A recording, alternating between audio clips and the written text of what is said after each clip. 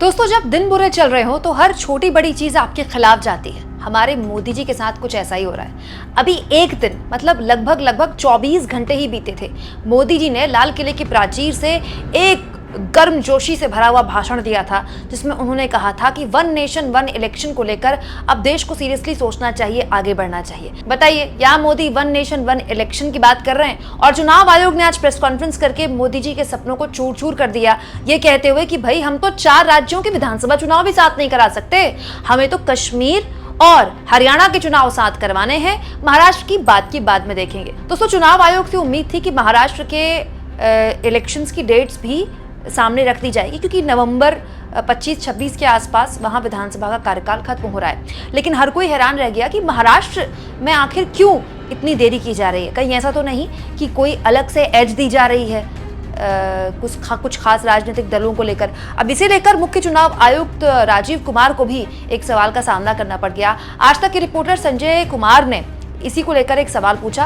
वो जवाब क्या था उसको लेकर मैं आपको अपनी इस वीडियो में पूरा मामला समझा चुकी हूँ, आप चाहें तो वो देख सकते। लेकिन अब जब महाराष्ट्र के इलेक्शन अभी फिलहाल हरियाणा और कश्मीर के साथ नहीं हो रहे हैं, ये बात जैसे ही बाहर आई तब से विरोधी पार्टियों ने, शिवसेना और उद्धव ठाकरे की पार्टी ने जबरदस्त तरीके से निशाने पर लेना शुरू कर दिया चुनाव आयोग को।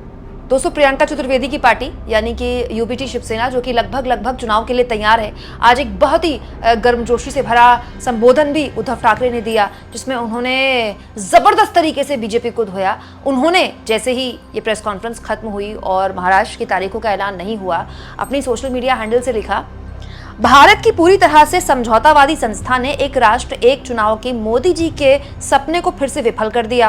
महाराष्ट्र में चुनाव न कराने का कारण जम्मू कश्मीर में कानून व्यवस्था का हवाला देने वाली एक संस्था भी अमित शाह जी के राज्य में आतंकवाद खत्म करने के दावे की पोल खोल रही है। मतलब प्रियंका चतुर्वेदी ये कह रही हैं कि हमसे तो यही कहा गया था, देश को तो यही बताया जा रहा है ना कि 370 जब से हटाया गया है कश्मीर से, तब से वहां आतंकवाद की कमर टूट गई है। तो अगर आतंकवाद की कमर टूट गई है तो फिर किस तरह की सिक्योरिटी रीजंस हैं कि आप जम्मू कश्मीर और महाराष्ट्र के चुनाव साथ नहीं करा सकते। दोस्तों, कुछ ऐसा ही सवाल आदित्य ठाकरे, जो कि उद्धव ठाकरे के बेटे हैं, उन्होंने भी उठाया चुनाव आयोग पर, ये कहते हुए कि एक देश एक कानून की सभी बातों के बावजूद पूरी तरह से समझौता आयोग उर्फ चुनाव आयोग जम्मू कश्मीर में एक साथ चुनाव के साथ महाराष्ट्र में चुनाव न कराने के लिए एक कारण सुरक्षा बलों पर बाधा बताता है। फिर जम्मू कश्मीर में भाजपा के मजबूत नेतृत्व में क्या बदलाव आया? आतंकवादी हमले बढ़ रहे हैं, जो एक सच्चाई है। दूसरा कारण वो महाराष्ट्र में बारिश बताते हैं और इसीलिए उन्होंने अपनी औपचारिकताएं पूरी नहीं की हैं। चुनाव आयोग के अनुसार केवल महाराष्ट्र में मॉनसून है, अन्य राज्यों में नहीं।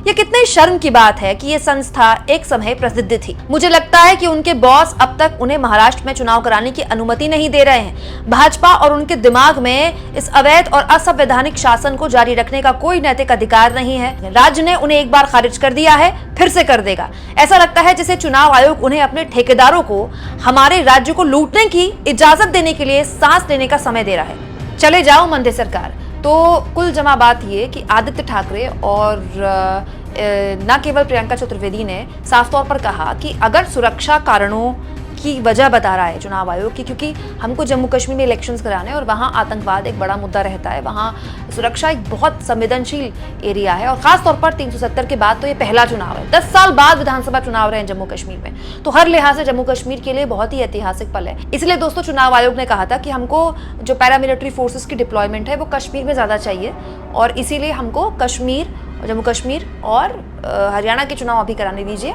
महाराष्ट्र के चुनाव हो सकता है कि झारखंड के साथ कराए जाए। दोस्तों, इसके साथ साथ ये भी कहा गया कि गणपति फेस्टिवल भी है, जो कि बहुत बड़े तादाद में मनाया जाता है। महाराष्ट्र में दिवाली भी आ रही है, तो ये सब चीजें भी चुनाव आयोग को देखनी है। दोस्तों, आपको चुनाव आयोग की दलील क्या ठीक लगी? क्या महाराष्ट्र के चुनाव भी साथ हो ही जाने चाहिए, क्योंकि वहां की विधानसभा का कार्यकाल भी तो नवंबर में खत्म ही हो रहा है? दोस्तों, आप इस मुद्दे पर क्या सोचते हैं? कमेंट बॉक्स में जरूर लिखें और जितना हो सके चैनल को शेयर करें, सब्सक्राइब करें और थैंक्स और ज्वाइन, ये 2 ऑप्शन है दोस्तों, जिसके जरिए आर्थिक तौर पर भी आप चैनल के हाथ मजबूत कर सकते हैं।